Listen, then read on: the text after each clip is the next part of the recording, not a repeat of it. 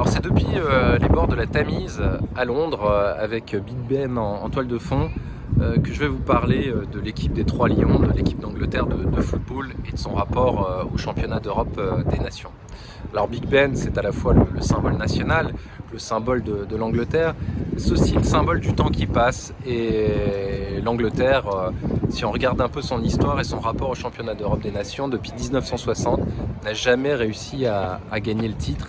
Ce qui est assez paradoxal au regard de la prédominance du football anglais sur le continent. Je pense notamment en matière de Coupe d'Europe des clubs où l'Angleterre réalise toujours de belles performances. Mais l'équipe nationale a beaucoup de mal à la fois lors des Coupes du Monde avec une seule victoire, mais lors des championnats d'Europe des nations, jamais l'Angleterre ne l'a emporté. Lors du dernier Euro en 2021, l'Angleterre est allée en finale, c'est sa meilleure performance et l'Angleterre a perdu au tir au but contre les Italiens. L'Angleterre avait aussi réalisé un beau parcours en 1996 lors de son championnat d'Europe des nations, mais avec les Shearer, les Gareth Southgate d'ailleurs à l'époque également. Paul Gascoigne avait perdu en demi-finale de son Euro contre l'Allemagne au tir au but, ce qui était une cruelle désillusion. Et donc l'Angleterre n'a jamais remporté le titre, mais l'Angleterre a fait des beaux parcours, est allée une fois en finale en 2021, deux fois en demi-finale, 6 fois en quart de finale. Et au total, l'Angleterre a participé à 10 championnats d'Europe des nations.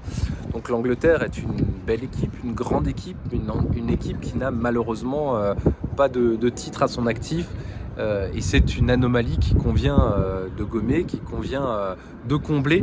Et on peut supposer que lors de l'Euro à venir, l'Angleterre va tout faire pour gagner, surtout qu'ils ont une superbe équipe avec les Bellingham, les Harry Kane, pour ne citer que, mais il y en a bien d'autres, des jeunes talents, je pense à Saka, à Foden. Voilà une grande équipe d'Angleterre qui a réalisé un parcours assez remarquable puisqu'ils n'ont pas perdu un seul match lors des éliminatoires en terminant premier de leur groupe devant l'Italie avec quasiment que des victoires hormis 2 matchs nuls.